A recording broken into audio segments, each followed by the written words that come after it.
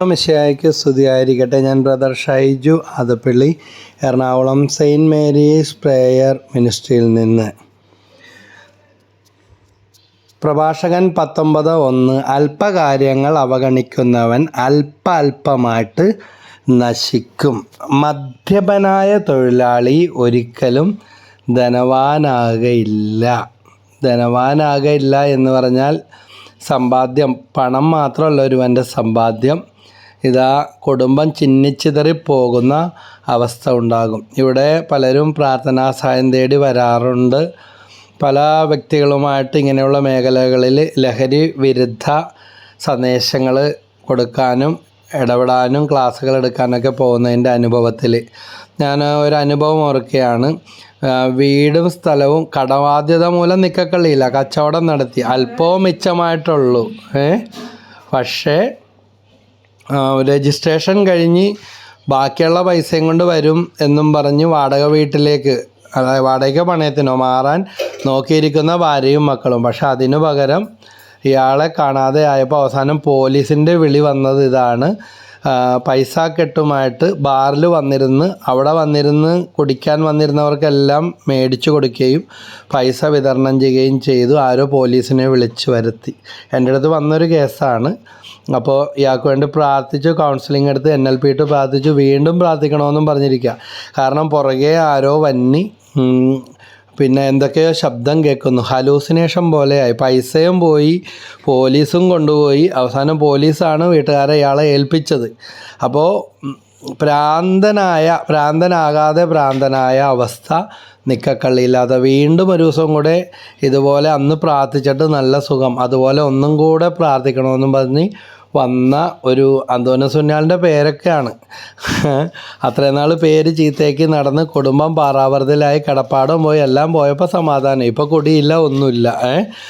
ഇനി ജീവിച്ചിരിപ്പുണ്ടാകുന്ന പോലും അറിയില്ല. പക്ഷേ കുറേ നാൾ നല്ല രീതിയിലായിരുന്നു, അന്നേരം വരുമായിരുന്നു. അത് ഓർക്കണേ. പിന്നെ കോവിഡിൻ്റെ ബ്രേക്കൊക്കെ വന്നല്ലോ. അപ്പോൾ സുഭാഷിതം 23:29 മുതൽ 34 വരെയുള്ള വാക്യങ്ങൾ: ദുരിതവും ദുഃഖവും കലഹവും ആവലാതിയും ആർക്കാണ് ചോദിച്ചു നോക്കിയേ. ആരാ ഇത്രയും പരാതിയും പ്രശ്നമുണ്ടാക്കി നടക്കുന്നത്? പല വാഹനാപകടങ്ങളുടെയും ആത്മഹത്യയുടെയൊക്കെ പിന്നിൽ ഇതൊക്കെ തന്നെയാണ്. ആലുവ സബ് ജയിലിൽ 3 തവണ ഇതുമായിട്ട് ജയിൽ മിനിസ്ട്രിയായിട്ട് ബന്ധപ്പെട്ട് അവിടെ മെസ്സേജ് കൊടുക്കാൻ പോകാനിടയായ സംഭവം ഞാൻ ഓർക്കുകയാണ്. അങ്ങനത്തെ ഒരവസരം എനിക്ക് കിട്ടിയിട്ടുണ്ട്. അപ്പോൾ അവർ ചിലരെയൊക്കെ കാണാനും സന്ദർശിക്കാനും മിണ്ടാനും, പിന്നെ അഭ്യുദയകാംക്ഷിയുടെ സഹായത്തോടെ അവർക്ക് വായിക്കാനുള്ള പുസ്തകങ്ങളൊക്കെ മേടിച്ചു കൊടുക്കാനും ദൈവം ഇടയാക്കി. അപ്പോൾ അവരായ മനുഷ്യരല്ലേ, പറ്റിപ്പോയി. ഇതിനേക്കാൾ വലിയ തെറ്റ് ചെയ്തിട്ട് പുറത്ത് ഒരു കുഴപ്പമില്ലെന്നും പറഞ്ഞ് നടക്കുന്ന എത്രയോ പേരുണ്ട്. അപ്പോൾ ജീവിതത്തിലൊരു നിമിഷത്തിൽ പിടിക്കപ്പെട്ടു പോയതെന്ന് മാത്രം അവരുടെ അവസ്ഥ എന്നും പറഞ്ഞ് അതിനെ ന്യായീകരിക്കുകയല്ല. അപ്പോൾ അവരിൽ പലരും ആയിട്ട് കാണാനും സംസാരിക്കാനും ഇടയായപ്പോൾ മനസ്സിലായ കാര്യം: പ്രധാന വില്ലൻ മദ്യം, ലഹരി വസ്തുക്കളുടെ ഉപയോഗം. വീട്ടിലുള്ളവരെ വെട്ടി, അല്ലെങ്കിൽ കൂട്ടുകാരനെ വെട്ടി, അല്ലെങ്കിൽ ലഹരിക്ക് തികയാതെ വന്നപ്പോൾ മോഷ്ടിക്കാൻ പോയി, കൊലപാതകം നടത്തി, പിടിച്ചുപറി നടത്തി, ഇങ്ങനെ പലതിലേക്കും പൈസ തികയാതെ ഒന്നും പോയതിൻ്റെ പിന്നിലുള്ള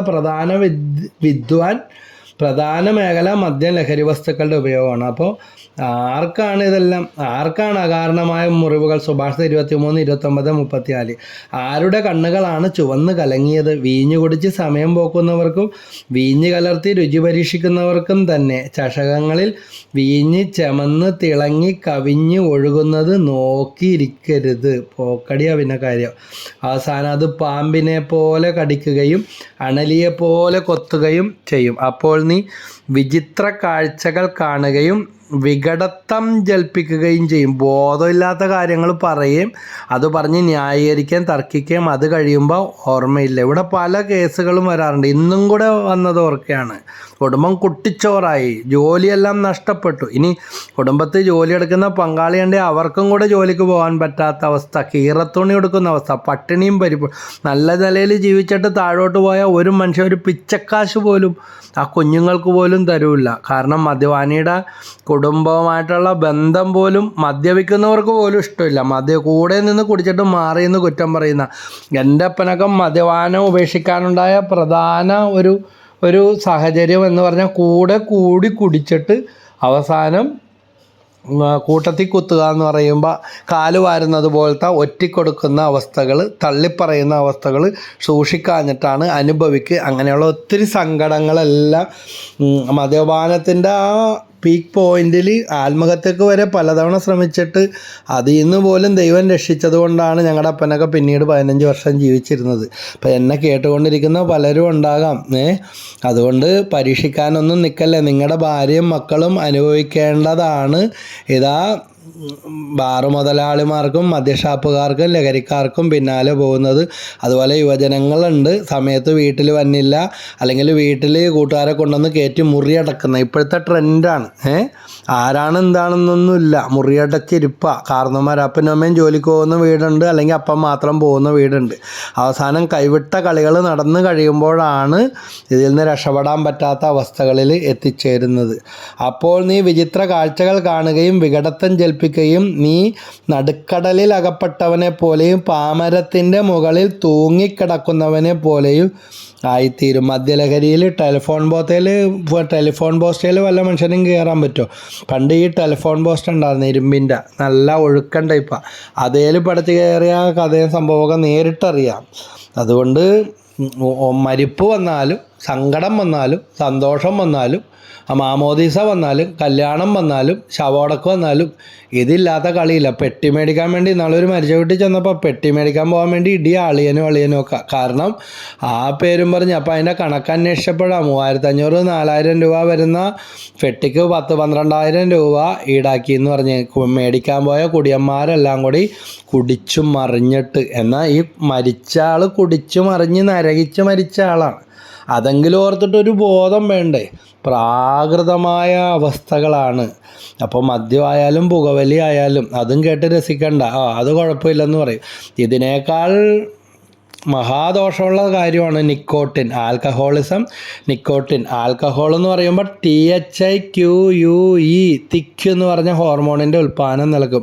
അപ്പോൾ പറയും ആരോ എന്തോ ചെയ്തു വെച്ചതാണ്, അല്ലെങ്കിൽ അങ്ങനെയാണ് ഇങ്ങനെയാണ്, ഇന്ന് നിർത്തി ഇനി ഒരിക്കലും ഇല്ല, സത്യം ചെയ്യും, കൊച്ചിനെ പിടിച്ച് സത്യം ചെയ്യും, ദൈവത്തിനെ സത്യം ചെയ്യും, ഭാര്യേനെ തലേ തൊട്ട് സത്യം എല്ലാം ചെയ്യും. പക്ഷേ ഇന്ന് നിർത്തി എന്നാണ് പറയുന്നത്, നാളത്തെ കാര്യം പിന്നെ.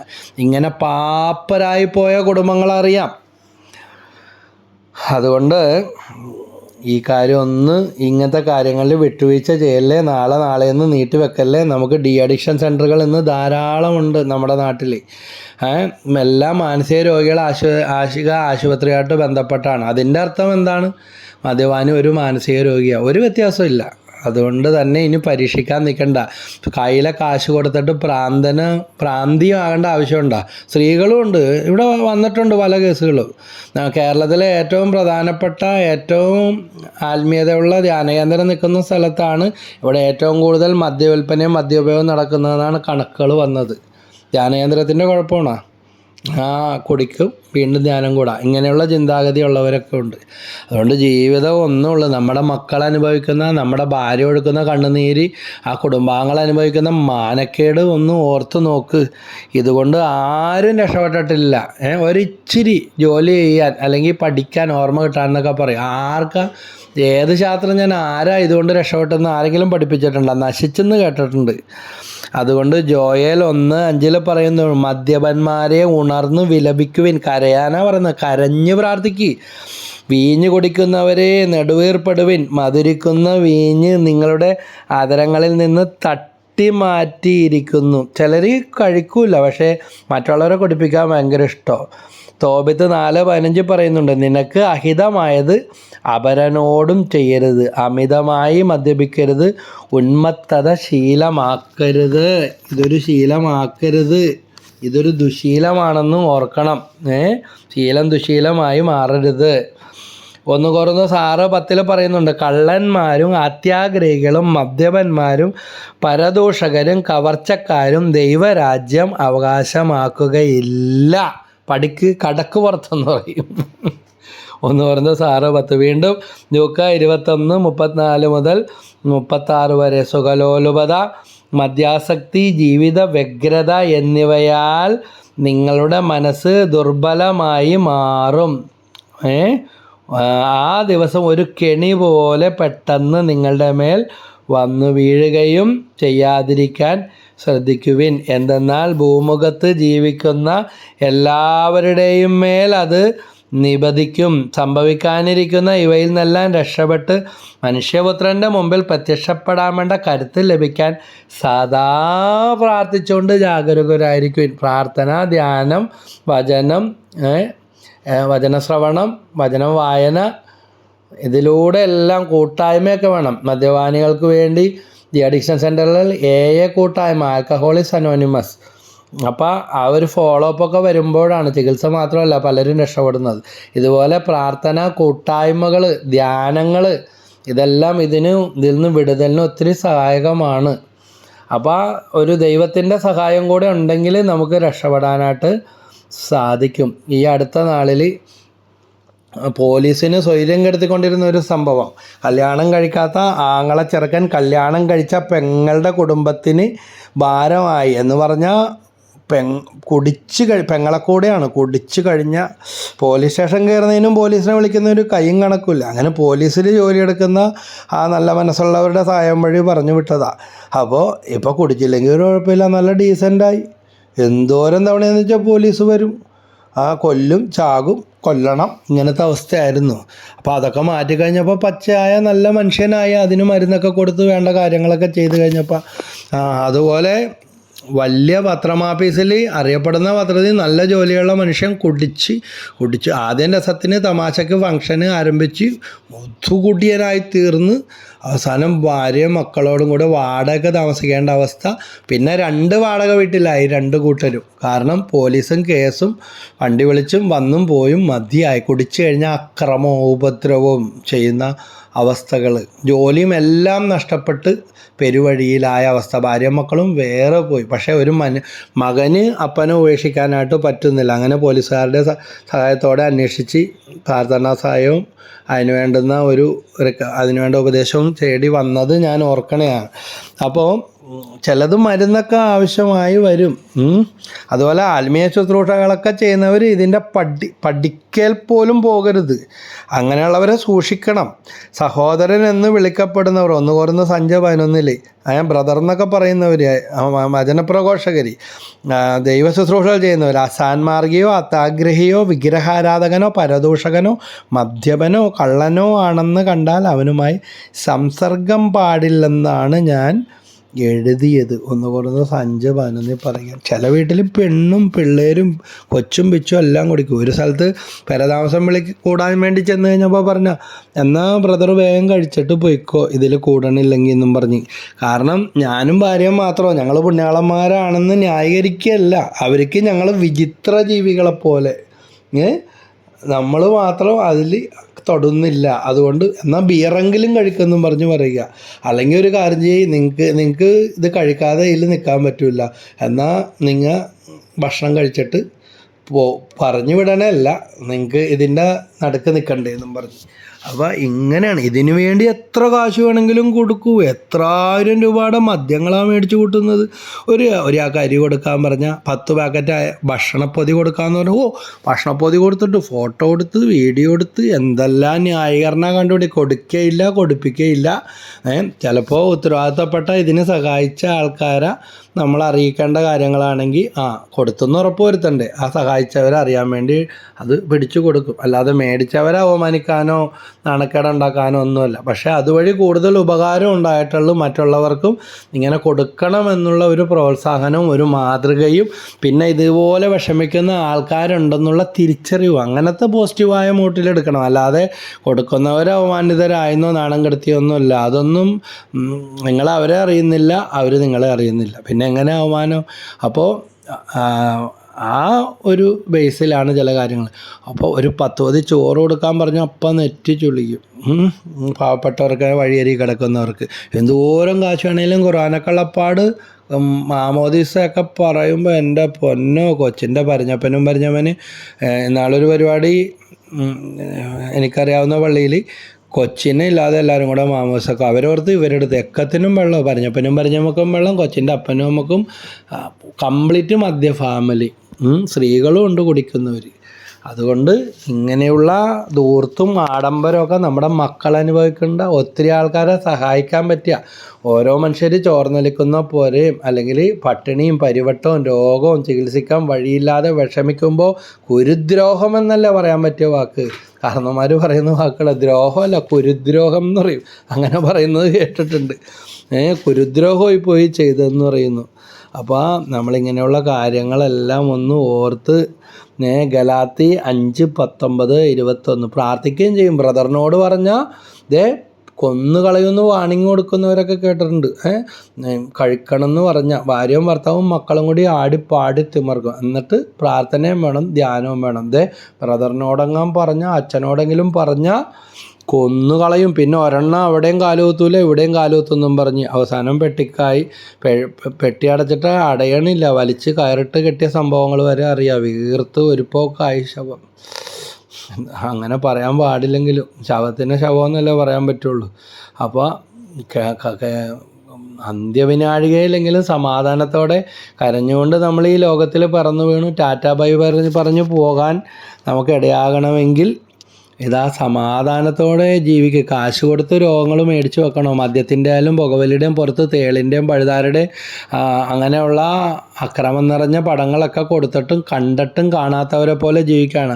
ഗലാത്തി 5:19-21 പൗലോസ് ജഡത്തിൻ്റെ വ്യാപാരങ്ങൾ എല്ലാവർക്കും അറിയാം. ഗലാത്തി 5:19-21 അവ വ്യഭിചാര, അശുദ്ധി, ദുർവൃത്തി, വിഗ്രഹ ആരാധന, ആഭിചാരം, ശത്രുത, കലഹം, അസൂയ, കോപം, മാത്സര്യം, ഭിന്നത, വിഭാഗീയ ചിന്ത, വിദ്വേഷം, മദ്യപാനം, മധുരോത്സവം ഇവയും ഇദൃശ്യമായ മറ്റ് പ്രവൃത്തികളുമാണ്. അതെല്ലാം ഇതിൽ വരുന്ന കാര്യങ്ങളാണ്. ഇത്തരം പ്രവൃത്തികളിൽ ഏർപ്പെടുന്നത് ദൈവരാജ്യം അവകാശപ്പെടുത്തുകയില്ലെന്ന് മുമ്പ് നിങ്ങൾക്ക് നൽകിയ താക്കീത് ഇപ്പോഴും ആവർത്തിക്കുന്നു. 2ഉം 3ഉം വീടുണ്ടായ കുടുംബം എല്ലാം പോയി പാപ്പരായിപ്പോയി. ഏത് കാരണം? ഈ മദ്യപാനവും. എന്ത് ഫംഗ്ഷൻ വന്നാലും മദ്യമില്ലാത്ത പരിപാടിയില്ല. ഉണ്ടായിരുന്ന സ്ഥലവും കംപ്ലീറ്റ് പോയി. ഇനിയുണ്ടല്ല എന്ന് വിചാരിക്കും. അങ്ങനത്തെ അവസ്ഥകൾ.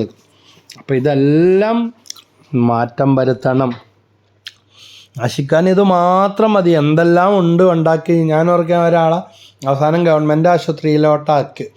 അയാൾ മരിക്കുന്നതിന് മുമ്പ് 2 വീടുണ്ടായിരുന്നു. 2 പെമ്മക്കളുണ്ടായിരുന്നു. 2 പെണ്ണിനെയും കെട്ടിക്കാനുള്ളത് ഉണ്ടാക്കിയിട്ടുണ്ടെന്ന് പറഞ്ഞു.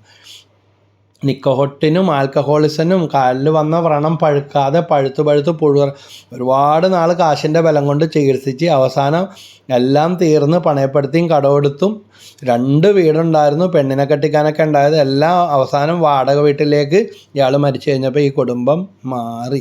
നല്ല മുഖത്ത് നോക്കി ഇതുപോലെ ഇരുന്ന് വചനമൊക്കെ പറഞ്ഞു കൊടുത്ത് കൗൺസിലിങ്ങൊക്കെ എല്ലാം കേട്ടിട്ട് പോയിട്ട് വീണ്ടും തലതിരിവ്. ഇതുകൊണ്ടാണ് ബ്രദറിൻ്റെ അപ്പനുണ്ടായപ്പോൾ വന്നിട്ട് ഞാൻ പിന്നെ വരാതിരുന്നത്. ഇങ്ങനത്തെ കാര്യം മാത്രം പറയണ്ട. നല്ല സംഭാവനയും വേണമെങ്കിൽ തരാം, നല്ല സഹായവും വേണമെങ്കിൽ ചോറ് കൊടുക്കുക. ഞാൻ ആരെയും ദ്രോഹിക്കണില്ല. ഞാൻ പണിയെടുക്കണം. എൻ്റെ പണിക്ക് എൻജിനീയർമാർ വരെയും കണ്ടുപിടിക്കാത്ത കാര്യങ്ങളാണ് ഒരു മെക്കാനിക്കായ ഞാൻ. അവർക്ക് ആർക്കും പറ്റാത്തപ്പോൾ എന്നെ വിളിക്കും. അപ്പോൾ ഒരെണ്ണം അടിച്ചിട്ടുണ്ടെങ്കിൽ എനിക്ക് ഏത് കണ്ടുപിടിക്കാൻ പറ്റാത്തതും കണ്ടുപിടിക്കുന്നു. എന്നിട്ട് വല്ലതും അനുഭവിക്കാൻ പറ്റുക? കുടുംബത്തിന് പോലും അനുഭവിക്കാൻ പറ്റിയില്ല. ഓർത്തോ? ഏശയ്യാ 5:11 ലഹരി പാനീയങ്ങളുടെ പിന്നാലെ ഓടാൻ വേണ്ടി അതിരാവിലെ ഉണരുകയും വീഞ്ഞു കുടിച്ച് മതിക്കാൻ വേണ്ടി ഉറങ്ങാതിരിക്കുകയും ചെയ്യുന്നവർക്ക് ദുരിതം. സൂര്യകാലടി എന്ന് പറയും. ഒരു ചേട്ടനെ ഭാര്യ പറഞ്ഞ എൻ്റെ ഭാര്യ ഒരു സൂര്യകാലടി. വേറൊരു ചേച്ചി പറഞ്ഞ എൻ്റെ ഭർത്താവ് ഒരു താമരയാണ്. എന്താണ് കാര്യം? 24 മണിക്കൂറും വെള്ളത്തിൽ കിടക്കണം, ഇല്ലെങ്കിൽ താമര വാടിപ്പോവും. അപ്പം ഇങ്ങനെയുള്ളവരുണ്ട്. അതുകൊണ്ട് ചികിത്സിക്കാൻ പോലും പറ്റാത്ത, ഒന്നും ചെയ്തിട്ട് കാര്യമില്ലെന്ന് ഒറ്റയടിക്ക് പോകില്ല. മരിക്കാൻ നോക്കിയിട്ട് പോലും മരിക്കാൻ പറ്റാതെ കിടക്കുന്ന പല കേസുകളും വന്നത് ഓർക്കുകയാണ്. അനേകർക്ക് വേണ്ടി പോയി പ്രാർത്ഥിക്കുകയും വരികയൊക്കെ ചെയ്യുന്ന ഒത്തിരി സംഭവങ്ങളുണ്ട്. ഇന്ന് പലരുടെയും കടബാധ്യതകളുടെ പ്രധാന കാരണം ഇതാ. ജോലികളിൽ ഉത്തരവാദിത്തം ഇല്ലാതെ ബിസിനസ്സുകൾ തകർന്നു. 10-20 ബിസിനസ് സ്ഥാപനം ഉണ്ടായിട്ട് എല്ലാം പോയി അവസാനം മരിക്കാറായി കിടക്കുമ്പോൾ നഷ്ടപ്പെട്ടതെല്ലാം ഓർത്ത് കണ്ണീരൊഴുക്കി. കാരണം കൈവിട്ട കളികളാണ്. മദ്യവും ലഹരിയും ആഡംബരവും എല്ലാം മൂത്ത് വീട്ടിലുള്ളവരെയൊക്കെ ചാടിക്കടിക്കുകയും വീട്ടിൽ പുറത്തുള്ളവരെ ഭയങ്കര വിശ്വാസം. അവസാനം കിടന്ന് വലിഞ്ഞ് എല്ലാം നഷ്ടപ്പെട്ടപ്പോൾ കൂട്ടുകാരും ഇല്ല, കാശുണ്ടായപ്പോൾ ഉണ്ടായ പ്രിയപ്പെട്ടവരുമില്ല. ഇങ്ങനെയുള്ള സംഭവം ബ്രദറെ, ജീവൻ പോകാനൊന്ന് പ്രാർത്ഥിക്കുന്നു പറഞ്ഞത് ഓർക്കണയാണ്. സുഭാഷിതം 20 1 2 വീഞ്ഞ് പരിഹാസകനും മദ്യം കലഹക്കാരനുമാണ്, അവയ്ക്ക് അടിമപ്പെടുന്നവന് വിവേകമില്ല. പല വെട്ടും കൊത്തും കൊലപാതകവും ഒക്കെ ഇന്ന് നടക്കുന്നതും പല അപകടങ്ങളും ഒത്തിരി സംഭവിക്കുന്നത് ഇതുപോലെയുള്ള അവസ്ഥയാണ്. ഞാൻ ഈ ബൈപ്പാസിൽ ഒരാൾ വണ്ടി ആക്സിഡൻറ്റ് പറ്റി കിടക്കുമ്പോൾ അയാൾ ആശുപത്രിയിൽ എത്തിക്കാൻ നോക്കിയപ്പോൾ പറഞ്ഞ ഇതാണ്, എൻ്റെ കൊച്ചിൻ്റെ ബർത്ത്ഡേ ആണ്, ഒരു 25 വയസ്സുണ്ടാവും, എന്നെ ഒന്ന് ആശുപത്രിയിൽ എത്തിക്കണ്ട, വീട്ടുകാർ പേടിക്കും, വണ്ടി ഓടിക്കാൻ പറ്റാത്ത വാതിൽ കിടക്കുക. അപ്പോൾ ഇയാളെന്താ ഫുട്പാത്തിൽ കിടക്കുന്നതെന്ന് ഓർത്ത് കിടന്ന് ഇരുന്ന് ഉള്ള സ്ഥിതിയിൽ അപ്പോൾ പറഞ്ഞ് ചോര ഇതൊക്കെ വന്നുണ്ട് അവിടെ നിന്ന് ഇവിടെ നോക്കാം. ഞാൻ പറഞ്ഞ ആശുപത്രിയിൽ കൊണ്ടുപോകാന്ന് പറഞ്ഞപ്പോൾ എന്നെ ആശുപത്രി കൊണ്ടുപോകണ്ട, ഒന്നെങ്കിൽ ഈ ആളെ വിളിച്ചതാ, അല്ലെങ്കിൽ എൻ്റെ കൊച്ചിൻ്റെ ബർത്ത്ഡേ ആണെന്ന് ഞാൻ 2 അടിച്ചിട്ടുണ്ട്, അല്ലെങ്കിൽ എനിക്ക് എന്നെ ചേട്ടൻ വീട്ടിൽ കൊണ്ട് ആക്കിയാൽ മതി. അവനെ ആലുവയിൽ എവിടെ വീട്, ഇവിടെ നിന്ന് കയറ്റി ആലുവ പോയിട്ട് കളമശ്ശേരി വരെ എത്തുമെന്ന് എനിക്ക് ഉറപ്പില്ല. അവൻ്റെ നമ്മുടെ വണ്ടിയുടെ പുറകിൽ 2 വീലറിൻ്റെ പുറകിൽ നിന്ന് മറിഞ്ഞു വീഴും, അത്രക്ക് വയ്യ. ഞാൻ പറഞ്ഞു പോലീസിനെ വിളിക്കട്ടെ, ആൾക്കാരും പറഞ്ഞു. പിന്നെ അയാൾ പറഞ്ഞതനുസരിച്ച് മറ്റുള്ളവർ ഏറ്റെടുത്ത് ഇയാളെ ഏതോ തന്ന നമ്പറിലൊക്കെ വിളിച്ച് ആൾക്കാർ വന്ന് അവരെ ഏൽപ്പിച്ചിട്ട് പോകുന്നത് ഓർക്കുകയാണ്. കൊച്ചൊന്നുമില്ല, ഭാര്യയൊന്നുമില്ല, എല്ലാം മറക്കുന്ന അവസ്ഥ. അതുകൊണ്ട് ബോധത്തോടെ കൊച്ചിൻ്റെ ബർത്ത്ഡേ ആഘോഷിക്കാം. എത്രയോ കുഞ്ഞുങ്ങളെ കൊണ്ടുവരുന്നു, പഠന വൈകല്യങ്ങൾ സ്കൂളുമായിട്ട് ബന്ധപ്പെട്ട് പിന്നെ മോട്ടിവേഷൻ ക്ലാസ്സുകളും കൗൺസിലിങ്ങിനൊക്കെ വരുമ്പോൾ കുഞ്ഞുങ്ങളുടെ പ്രശ്നങ്ങൾ, പലരുടെയും പഠന വൈകല്യങ്ങളുടെ അല്ലെങ്കിൽ പ്രധാന വില്ലൻ ഈ മാതാപിതാക്കളുടെ ലഹരി ഉപയോഗങ്ങൾ, കുടുംബത്തിലെ സമാധാനക്കേടുമെല്ലാം ഇതിലൂടെ ഉണ്ടാകുന്ന പ്രശ്നങ്ങളാണ്. അപ്പം അതുകൊണ്ട് നമുക്ക് ഇങ്ങനെയുള്ള കാര്യങ്ങളൊക്കെ ഉപേക്ഷിച്ച് ഒരു മാറ്റത്തിൻ്റെ ജീവിതം നയിക്കാം. സുഭാഷിതം 21:17 പറയുന്നു, സുഖലോലുപൻ ദരിദ്രനായി തീരും, വീഞ്ഞിലും സുഗന്ധ തൈലത്തിലും ആസക്തി കാട്ടുന്നവൻ ധനവാനാകുകയില്ല. ഉറപ്പുള്ള കാര്യമാണ്, വചനത്തിൽ പറഞ്ഞ ഒരു കാര്യത്തിന് ഒരു മാറ്റമില്ല. എന്നിട്ട് കടന്നിട്ടോ ആ ജോലി ഈ ജോലി, ആ ബിസിനസ് ഈ ബിസിനസ്, ആ ബാങ്കിൽ ലോൺ ഈ ബാങ്കിൽ ലോൺ, എല്ലാം കൈവിട്ട അവസ്ഥ. സ്ത്രീകളോട് ചിലരോടൊക്കെ കൊടുക്കണേ എന്താണെന്ന് ചോദിക്കുമ്പോൾ തടി കുറയാൻ സൗന്ദര്യം കൂടാനും പറഞ്ഞ് മയക്കി പറ്റിച്ച് യോഹന്നാൻ 8:44 അവൻ നുണയനും നുണയുടെ പിതാവുമാണ്, അവനൊരിക്കലും സത്യത്തിൽ നിലനിട്ട് അവൻ്റെ വശക്കാർ അത് അനുഭവിക്കുന്നു. ഒരു മെഡിക്കൽ ഷോപ്പിലും അല്ല ലഹരി വസ്തുക്കളും മദ്യവും ബിയറും ഒന്നും വിൽക്കുന്നത്. ഇന്ന് പെൺകുട്ടികൾ പോലും യുവതിയുവാക്കൾ പോലും പഠിക്കാനൊന്നും കമ്പൈൻ സ്റ്റഡി എന്നൊക്കെ പറഞ്ഞ് പോയിട്ടും ഹോസ്റ്റലിലൊക്കെ പലയിടത്തും ഇതിൻ്റെയൊക്കെ ലഹരി വസ്തുക്കളുടെ അതുകൊണ്ട് നമ്മൾ തന്നെ നമ്മളെ സൂക്ഷിച്ചില്ലെങ്കിൽ നമ്മളെ സൂക്ഷിക്കാൻ വേറെ ആരുമില്ല. പോലീസിനെയും ഗവൺമെൻറ്റിനെയും വീട്ടുകാരെയും ഒന്നും കുറ്റം പറഞ്ഞിരുന്നിട്ട് ഒരു കാര്യമില്ല. ഇവിടെ വ്യക്തി സ്വാതന്ത്ര്യത്തിനുള്ള പല നിയമങ്ങളും ഒക്കെ വന്നു കഴിഞ്ഞു. വ്യക്തി സ്വാതന്ത്ര്യത്തിൻ്റെ പേരിൽ സ്വന്തം സ്വാതന്ത്ര്യം ദുരുപയോഗം ചെയ്ത് അവസാനം ജീവിതം നശിക്കുന്നവരായി തീരാതെ, കുഞ്ഞുങ്ങൾക്ക് പോലും ഇങ്ങനെയുള്ള സാധനങ്ങൾ ചെറുപ്പത്തിലൊന്നും തൊട്ടും തേച്ചും കൊടുക്കാതെ കുടുംബത്തിൻ്റെ പടിക്കകത്ത് ഇങ്ങനെയുള്ളത് കയറ്റരുത്, നമ്മൾ ഉപയോഗിക്കരുത്, മറ്റുള്ളവർക്കും മേടിച്ചു കൊടുക്കരുത്. മദ്യം, മയക്കുമരുന്ന്, ലഹരി വസ്തുക്കളൊക്കെ നമുക്ക് പൂർണ്ണമായിട്ട് വർജിച്ചുകൊണ്ട് നല്ല കാര്യങ്ങൾക്ക് വേണ്ടി അത് ഉപയോഗിക്കാം. ഇങ്ങനെയുള്ള കാര്യങ്ങൾ നിർത്തിയവർ ഏതെങ്കിലും സൽപ്രവൃത്തികളൊക്കെ ചെയ്യുക, അപ്പോഴാണ് ആ പുണ്യ അനുഗ്രഹം നിലനിൽക്കുന്നത്. പിന്നെ ഇന്ധനം ഉള്ള വാഹനം ഓടത്തുള്ളൂ. അതുപോലെ പ്രാർത്ഥന പ്രധാന ഇന്ധനമാണ്. പ്രാർത്ഥനയും വചനവും വായനയും സോഷ്യൽ വർക്കും പിന്നെ അങ്ങനെയുള്ള കാര്യങ്ങളെല്ലാം ചെയ്തുകൊണ്ട് കൂട്ടായ്മ വേണം. മുടങ്ങാതെ വിശുദ്ധ കുർബാനയിൽ പങ്കെടുത്താൽ കൂടുതൽ ഭംഗിയായി അങ്ങനെ ഒരു നിലനിൽപ്പിൻ്റെ വരം കിട്ടും. എൻ്റെ അപ്പനോടൊക്കെ 15 കൊല്ലം എന്ന് പറഞ്ഞപ്പോൾ വളരെ പ്രശസ്തനായ ഒരു അച്ഛൻ പറഞ്ഞതാണ്, 15 കൊല്ലം മദ്യപാനം നിർത്തി, ഈ നിമിഷം വരെയും വീണു പോകാം. അത്രയ്ക്ക് നിസ്സാരതയാണ്. മദ്യമൊക്കെ ഉപയോഗിച്ചിട്ടുള്ളവർ വീണു പോകാൻ, ലഹരി വസ്തുക്കൾ ഉപയോഗിച്ചിട്ടുള്ളവർ വീണു പോകാൻ ഒരു നിമിഷം മാത്രം മതി എന്ന് ഓർക്കുക. വെള്ളത്തിലെ കുമ്പള പോലെയാണ്. ദൈവത്തിൻ്റെ കരുണ കൃപയ്ക്ക് വേണ്ടി നമുക്ക് പ്രാർത്ഥിക്കാം. മദ്യത്തിൽ മുങ്ങിത്താണ് 40,000-40,000 രൂപ ശമ്പളം ഉണ്ടായിരുന്ന ജോലി, ലക്ഷങ്ങൾ ഉണ്ടായിരുന്ന ജോലി കളഞ്ഞ് ഇന്ന് വന്ന ഓർക്കണേ. ഇനി കുറച്ചാൾ കഴിഞ്ഞ് ബോധം വന്നു കഴിഞ്ഞ് കടം പോലും കിട്ടാതെ ആവുമ്പോഴാണ് അനുഭവിക്കാൻ പോണത്. 40,000 ശമ്പളം ഉണ്ടായിരുന്നവൻ അത് കളഞ്ഞിട്ട് വണ്ടിയിൽ കിളിയായിട്ട് പോണ്. ചിലപ്പോൾ അവൻ്റെ കൂടി നടക്കുമായിരിക്കും. പക്ഷേ എത്ര നാൾ അപ്പനും അമ്മയൊക്കെ ഉള്ള കുറച്ച് നാളൊക്കെ ഇങ്ങനെ തട്ടിയും മുട്ടിയൊക്കെ പോകും. കുടുംബത്തിൻ്റെ ലോണെല്ലാം മുടങ്ങിക്കിടക്കുക. ഇങ്ങനെയൊക്കെ വിഷമിക്കുന്ന മക്കളോർത്ത് വിഷമിക്കുന്ന മാതാപിതാക്കളുണ്ട്, മാതാപിതാക്കളോർത്ത് വിഷമിക്കുന്ന മക്കളുമുണ്ട്. ഞാനങ്ങനെ ഒരാളായിരുന്നു. അപ്പൻ്റെ കുടി മാറാൻ വേണ്ടി കുടിച്ച് വൈദ്യശാസ്ത്രം കൈയൊഴിഞ്ഞിട്ടിരുന്ന അവസ്ഥയിലാണ്. മനുഷ്യർ ഉപേക്ഷിച്ചാലും ദൈവം ഉപേക്ഷിക്കില്ല. കണ്ണുനീരോടെയും കമിഴ്ന്ന് കടന്നും കരുണക്കൊന്ത ചൊല്ലിയും ഒക്കെ പ്രാർത്ഥിച്ച് അങ്ങനെയാണ് ഈ വചനമൊക്കെ പഠിച്ചത്. വചനം വായിക്കുകയും വചനം കേൾക്കുകയും പ്രാർത്ഥിക്കുകയും ചെയ്തു. ദൈവം പുത്തൻ മനുഷ്യനായിട്ട് അപ്പച്ചനെ തന്നു. 15 വർഷം അപ്പച്ചൻ ജീവിച്ചിരുന്നു. അതുപോലത്തെ പല നമ്മുടെ ടീമിൽ തന്നെ ഇതുപോലെ രക്ഷപ്പെട്ട നന്നായ ഒത്തിരി ആൾക്കാരുണ്ട്. അവരെല്ലാം സാക്ഷികളാണ്. അതുകൊണ്ട് എന്നെ കേൾക്കുന്നവരെ അസാധ്യമൊന്നും പറഞ്ഞിരിക്കല്ല. അസാധ്യമെന്ന് പറഞ്ഞിരുന്നാൽ അവിടെ ഇരിക്കും. നമ്മളെ രക്ഷിക്കാൻ ആരും ഉണ്ടാവില്ല. ദൈവത്തിന് പോലും നമ്മൾ തന്നെ രക്ഷയില്ലെന്ന് പറഞ്ഞിരുന്നാൽ ദൈവത്തിന് അസാധ്യമായിട്ടൊന്നുമില്ലെന്ന് പറയും. പക്ഷെ നമ്മൾ തന്നെ നമ്മുടെ വാതിൽ പൂട്ടി അകത്ത് കൊലുമ്പിച്ചിരുന്നിട്ട് ദൈവം രക്ഷിക്കണില്ലെന്ന് പറയുന്ന ആളെ പോലെ മറ്റിട്ട് കാര്യമില്ല. അതുകൊണ്ട് ഹൃദയം തുറക്കാം. നല്ലൊരു കൗൺസിലിങ്ങിലേക്കോ ഒരു ആന്തരിക സൗഖ്യ ധ്യാനത്തിലേക്കോ കൂട്ടായ്മയിലേക്കോ കടന്നു വന്ന് നാളത്തേക്ക് നീട്ടി വെക്കാതെ എൻ്റെ അപ്പം പറഞ്ഞിട്ടുള്ളൊരു കാര്യം, വെള്ളം മുഴുവൻ ഒഴുകിപ്പോയിട്ട് അണകെട്ടിയിട്ട് ഒരു കാര്യമില്ല. മുഴുവൻ ഒഴുകിപ്പോകുന്നതിന് മുമ്പ് അണകെട്ടി നിർത്തിയാൽ അത് ഉപയോഗിക്കാൻ പറ്റും.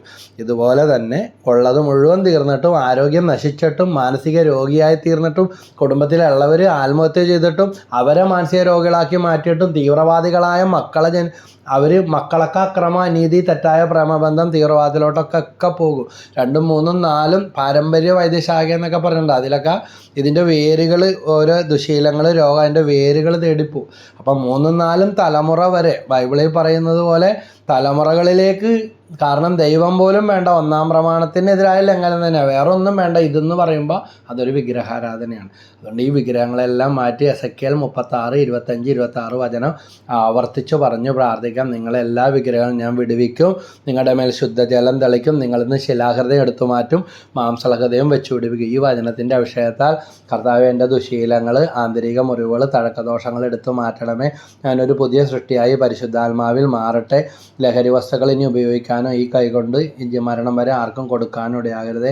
യേശുവിൻ്റെ തിരക്തം കൊണ്ട് എൻ്റെ ഭവനത്തെ അശുദ്ധമാക്കിയ മദ്യഷാപ്പ് പോലെ, ബാറ് പോലെ ഞാൻ അശുദ്ധമാക്കിയ മേഖലകളെയും എൻ്റെ ഈ ഉപയോഗവും വിതരണവും മൂലം വേദനിച്ച കുടുംബങ്ങളെയും വ്യക്തികളെയും തിരക്തം കൊണ്ട് കഴുകി പരിശുദ്ധാത്മാവിനെ ലഹരി പിടിപ്പിക്കണേ. പരിശുദ്ധാത്മാവ് ലഹരി പിടിപ്പിക്കും. അപ്പോസ്തലന്മാർ പരിശുദ്ധാത്മാവ് നിറഞ്ഞപ്പോൾ പൊതുവീഞ്ഞ് കുടിച്ച് ഉന്മത്തരായെന്നാണ് കണ്ടുവന്നവർ പറഞ്ഞത്.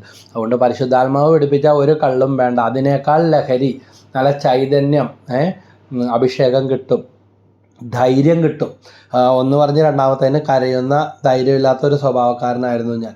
അപ്പനെ നന്നാക്കാൻ വേണ്ടി മദ്യപാനം മാറാൻ, കുടുംബ തകർച്ച മാറാൻ വചനം കേട്ട് വന്നപ്പോൾ ഇന്ന് ആയിരക്കണക്കിന് വ്യക്തികളോട് ആയിരക്കണക്കിന് സ്റ്റേജുകളിലും സോഷ്യൽ മീഡിയയിലും പ്രസിദ്ധീകരണങ്ങളിലൂടെ ഈശോയുടെ വചനം പങ്കുവെക്കാൻ ഈശോ പരിശുദ്ധാത്മാവ് നിറച്ചപ്പോൾ ഉപയോഗിച്ചുകൊണ്ടിരിക്കുകയാണ്. അതുകൊണ്ട് എൻ്റെ ഈ ജീവിതാനുഭവം നിങ്ങൾക്കും കിട്ടും. നിങ്ങളും പ്രാർത്ഥിക്കുക. നമ്മളെല്ലാം സൃഷ്ടിച്ച ദൈവം ഒരാൾ തന്നെയാണ്. കർത്താവെ, കരുണയുണ്ടാകണമേ, യേശുവെ തൊടണമേ, ഞങ്ങളുടെ കുടുംബങ്ങൾക്ക് മാറ്റം തരണമേ എന്ന് പ്രാർത്ഥിക്കാം. ആ ദുശീലങ്ങളൊക്കെ മാറ്റി കഴിഞ്ഞപ്പോൾ ഞങ്ങളുടെ കുടുംബത്തിൽ നിധി കിട്ടി എന്ന് പറഞ്ഞ് പള്ളിയിൽ വരെ ആൾക്കാർ പറഞ്ഞു പരത്തി. അച്ഛൻ കാണാൻ വേണ്ടി കുർബാന കഴിഞ്ഞിട്ട് കണ്ടിട്ട് പോകണമെന്ന് പറഞ്ഞു. എന്ത് നിധിയാടോ നിങ്ങൾക്ക് കിട്ടിയെന്ന്. അതുകൊണ്ട് നമ്മൾ ഈ പലതുള്ളി പെരുവെള്ളം ചെതറിച്ച് കളയുന്ന, അല്ലെങ്കിൽ മദ്യം മേടിച്ചു കൊടുക്കുന്ന, മദ്യപിക്കാൻ പുകവലിക്ക് വേണ്ടി ഒരു പാക്കറ്റ് സിഗരറ്റിന് എത്ര രൂപ വേണം? അത് പലതുള്ളി പെരുവെള്ളം കൂട്ടി വെച്ചാൽ കടങ്ങളൊക്കെ പണ്ടേ തീരും. ഒരു ദിവസം ഉപയോഗിക്കുന്ന മദ്യവും പുകവലിയുടെ കണക്ക് തന്നെ. അല്ലെങ്കിൽ ഇന്ന് ഇതൊന്നുമില്ല, കഞ്ചാവ്, മറ്റേ പേര് കേൾക്കാൻ പറയാൻ നമുക്കറിയില്ലാത്ത സാധനങ്ങളൊക്കെയാണ്. ഒക്കെ മാറ്റം വരുത്ത്. നശിച്ച് വെണ്ണീറായിക്കൊണ്ടിരിക്കുക പല കുടുംബങ്ങളും, യുവജനങ്ങളും. കഴിഞ്ഞ ദിവസം ഒരു അപ്പനും അമ്മയും പറഞ്ഞതാണ്, കുടുംബം നശിച്ച് ഇനി ഒന്നുമില്ല, ഞങ്ങൾ പോകുന്നു കഴിയുമ്പോൾ അവൻ്റെ കൂട്ടുകാരെല്ലാം വല്ലതും പറഞ്ഞാൽ കൊല്ലാൻ വേണ്ടി വരും. എന്താ ചെയ്യേണ്ടതെന്ന് അറിയില്ല, ഏത് വചനവും പ്രാർത്ഥിക്കണ്ടേ ബ്രദർ. അതുകൊണ്ട് ഞാൻ നീട്ടിക്കൊണ്ടു പോകുന്നില്ല. ഇത് കേൾക്കുമ്പോൾ അനേകരുടെ ഹൃദയങ്ങളെ പരിശുദ്ധാത്മാവ് തൊടട്ടെ, മാനസാന്തരങ്ങൾ കൊടുക്കട്ടെ, കുടുംബങ്ങൾ വിശുദ്ധീകരിക്കപ്പെട്ടെ. തിരക്തം കൊണ്ട് കേണമേ അമ്മേ മാതാവേ, ഞങ്ങൾക്ക് വേണ്ടി പ്രാർത്ഥിക്കണേ. യേശുവേ നന്ദി, യേശുവേ സ്തുതി. സബ്സ്ക്രൈബ് ചെയ്തിട്ടുള്ളവർ സബ്സ്ക്രൈബ് ചെയ്യുക, ഷെയർ, ലൈക്ക്, കമൻ്റ് എല്ലാം അയക്കണേ. ദൈവം എല്ലാവരെയും അനുഗ്രഹിക്കട്ടെ. യേശുവേ നന്ദി, യേശുവേ സ്തുതി. മറ്റുള്ളവർക്ക്, തകർന്ന കുടുംബങ്ങൾക്കും വ്യക്തികൾക്കും ഷെയർ ചെയ്ത് പ്രേക്ഷിത വേലയിൽ നമുക്ക് പങ്കുകാരാകാം. അങ്ങനെ പരസ്പര ഉന്നമനത്തിന് വേണ്ടി നമുക്ക് പ്രാർത്ഥിക്കാം. ദൈവം എല്ലാവരെയും അനുഗ്രഹിക്കട്ടെ. Praise the Lord.